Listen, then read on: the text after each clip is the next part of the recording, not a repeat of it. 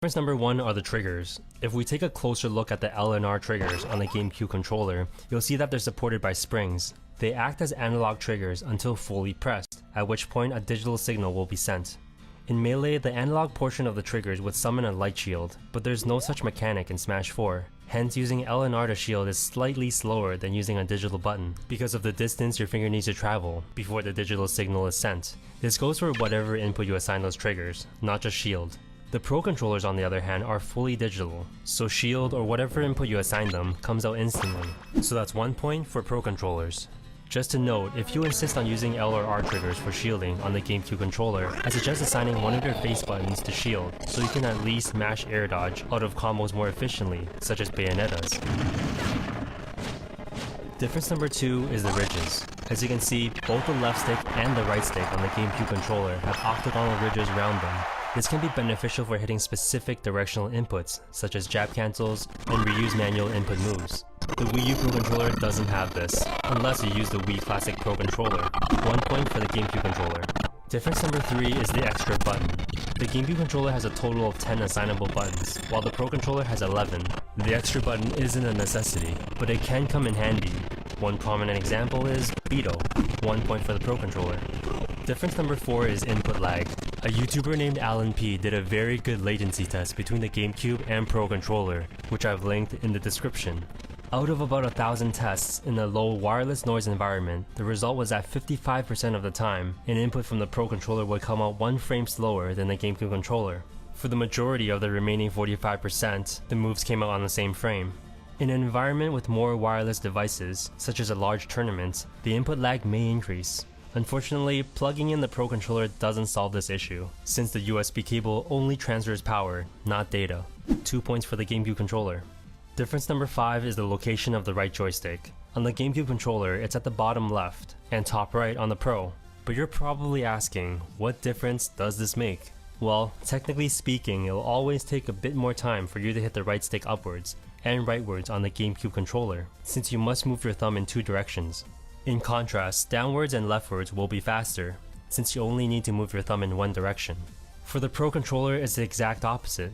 Upwards and rightwards will be faster, while downwards and leftwards will be slower. The trade-off is equal, so it's a tie. However, this issue can be solved on both sides by using one of your triggers to jump, or using a claw grip. Speaking of claw grip, it's technically the most optimal way of holding a controller, since it allows instant access to all buttons. Now let's talk about the objective pros and cons of using the Wiimote and Nunchuck.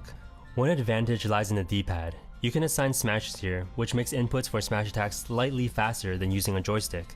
Your character will also suffer no momentum loss when doing aerials with the D-pad, while still retaining the luxury of automatic smash attacks. However, a disadvantage with this controller is that it forces you to input 2 buttons for one of a few very common actions. The reason for this is because there's significantly less buttons than a GameCube or Pro controller. Overall, it's a tie between the GameCube and the Wii U Pro controller, and the Wiimote Nunchuck has its own unique pros and cons. Decide on the controller based on what perks benefits your playstyle. The reason why I didn't talk about the Wiimote by itself and the 3DS is because they offer no extra benefits, while on top of that having disadvantages, such as the lack of trigger buttons and the lack of a joystick. I'm aware there are also third-party controllers, but I'm not covering them because from my experience, the dead zones on those joysticks are a bit wonky. Perhaps I was unlucky, who knows. Also, on a side note, if you go to tournaments and use a Wii U Pro controller, keep your batteries out and just use a USB cable to connect to the Wii U, so that you don't have to worry about forgetting to desync every time. As for Wiimote and Nunchuck users, simply take out the batteries when you leave the Wii U. Okay, so this pretty much wraps up my comparison of the controllers and input layouts. I can't stress enough, but I want you to look at the pros and cons I've mentioned, and decide based around what's important to your playstyle. Also, I was gonna include other Beetle controls in this video, but it was getting a bit too long, so I'll cover it sometime in the future. With that said, thanks for watching, and I'll see you guys again soon.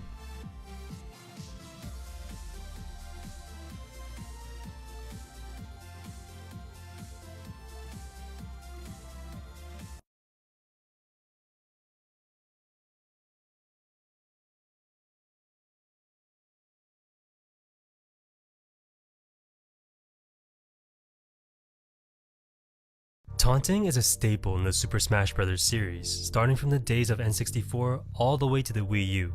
So in this analysis video, I'm going to discuss the effects of taunting from my point of view, and how it can change the tide of a battle. In the realm of video games, taunting stretches far beyond Smash and into many other games of different genres. I've always found it a bit interesting, mainly for competitive games, whenever developers decide to include some sort of taunt. It affects everyone differently, but by definition, it serves one purpose: to provoke your opponent. Whether it be Peach expressing how sweet her last kill was, or Sonic telling you how slow you are, we've all been on the receiving end, and more often than not, it doesn't evoke the most pleasant of feelings. Though why is this?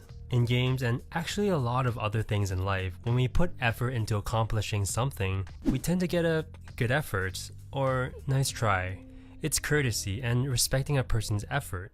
Though if you're mocked for your failure after you poured blood and sweat, it's natural to feel upset or discouraged.